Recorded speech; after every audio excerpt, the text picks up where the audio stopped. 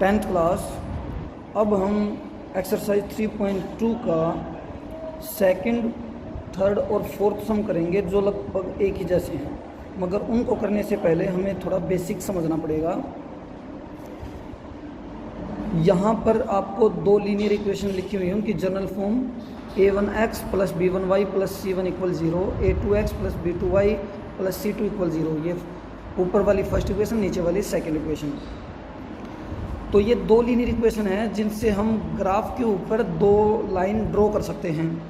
और जब हम ग्राफ पे दो लाइन ड्रॉ करते हैं तो वो दो लाइनें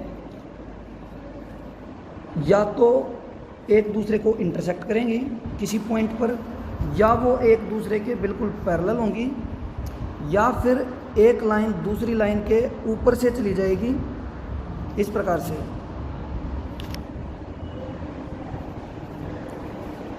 तो हमें यहाँ पर बिना ग्राफ बनाए ये बताना है कि कौन सी ये दोनों लाइनें एक पॉइंट पर इंटरसेक्ट करती हैं, यानी ये इंटरसेक्टिंग होंगी या पैरेलल होंगी या कोइंसिडेंट होंगी कि एक दूसरे के ऊपर से ही चली जाएं। तो इसके लिए हमें इनके रेशियोज़ को कंपेयर करना है, यानी हमें पहले x के जो कोफिशिएंट है उनका रेशियो निकालना है, फिर y के कोफिशिएंट्स का रेशियो निकालना है और फिर कांस्टेंट टर्म का रेशियो निकालना है। इसके लिए हमें इन लीनियर इक्वेशंस को बिल्कुल इसी फॉर्म में लिखना पड़ेगा। राइट साइड में 0 होना चाहिए और लेफ्ट साइड में x वाली टर्म, y वाली टर्म और कांस्टेंट टर्म होनी चाहिए। तो हमें सबसे पहले यहाँ पर x के कोफिशिएंट्स का रेशियो निकालना पड़ेगा, मतलब a1 बाय a2, फिर y का रेशियो निकालना पड़ेगा y के कोफिशिएंट्स का, b1 बाय b2, और फिर कांस्टेंट टर्म्स का रेशियो निकालना पड़ेगा c1 बाय c2। ये तीन रेशियो निकालने के बाद आपको चेक करना है कि इनमें से कौन से रेशियो इक्वल हैं। अगर a1 बाय a2 और b1 बाय b2 इक्वल नहीं हैं तो हमें c1 बाय c2 को चेक करने की ज़रूरत नहीं है। तो हम इन लाइनों को कहेंगे कि ये लाइनें इंटरसेक्टिंग लाइन्स हैं, यानी एक पॉइंट पर इंटरसेक्ट करती हैं। अगर पहले दो a1 बाय a2 और b1 बाय b2 इक्वल हो जाते हैं तो हमें तीसरे को भी चेक करना पड़ेगा, c1 बाय c2 को। अगर a1 बाय a2 और b1 बाय b2 इक्वल होने के बाद c1 बाय c2 भी इक्वल हो जाता है तो ऐसी लाइंस को कहेंगे कोइंसिडेंट लाइंस, यानी वो दोनों लाइनें एक दूसरे के ऊपर से गुजर जाएंगी। और अगर ये इन रेशियोज़ में a1 बाय a2 और b1 बाय b2 तो इक्वल है मगर तीसरा रेशियो इक्वल नहीं है तो ऐसी लाइंस पैरेलल लाइंस होंगी, यानी वो एक दूसरे को किसी भी जगह पर नहीं काटेंगी।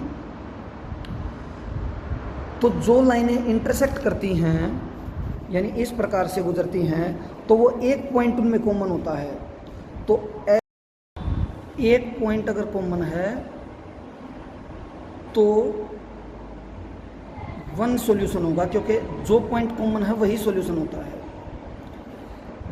सेकंड लाइनें हैं कोइंसिडेंट लाइंस, यानी ये लाइनें एक दूसरे के बिल्कुल ऊपर से जाती हैं। तो ऐसी लाइनों में इनफाइनाइट पॉइंट कॉमन होते हैं, क्योंकि जो पॉइंट एक लाइन पर है वही पॉइंट दूसरी लाइन पर भी है। तो ऐसी लाइंस के इनफाइनाइट सॉल्यूशन होते हैं। थर्ड, जो लाइनें पैरेलल होती हैं, जो एक भी जगह पर नहीं काटती, जिनमें कोई भी पॉइंट कॉमन नहीं होता, ऐसी लाइनों का कोई सॉल्यूशन नहीं होता। और जिन लाइनों के सॉल्यूशन होते हैं उन लाइंस को हम कहते हैं कंसिस्टेंट, यानी जो इंटरसेक्टिंग लाइंस है जिनका वन सॉल्यूशन और जो कोइंसिडेंट लाइंस हैं जिनके इनफाइनाइट सॉल्यूशन है, इन दोनों को हम बोलेंगे कंसिस्टेंट लाइंस। और जो ये पैरेलल लाइन है इनको हम बोलेंगे इनकंसिस्टेंट।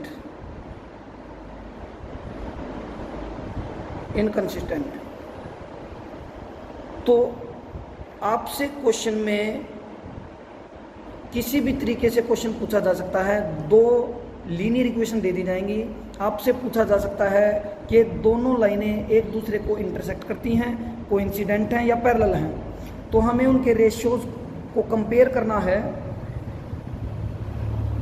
तो अगर a1/a2 इक्वल नहीं होता b1/b2 के, तो हम कह देंगे इंटरसेक्टिंग है। अगर तीनों इक्वल हैं तो कोइंसिडेंट, और पहले दो इक्वल हैं और c1/c2 इक्वल नहीं है तो पैरेलल।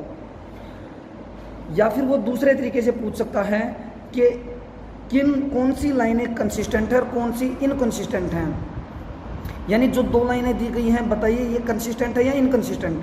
तो फिर भी हम ये रेशियो निकाल के कंपेयर करेंगे, जो इंटरसेक्टिंग और कोइंसिडेंट होंगी वो कंसिस्टेंट कहलाएंगी, और जो पैरेलल होंगी वो इनकंसिस्टेंट कहलाएंगी।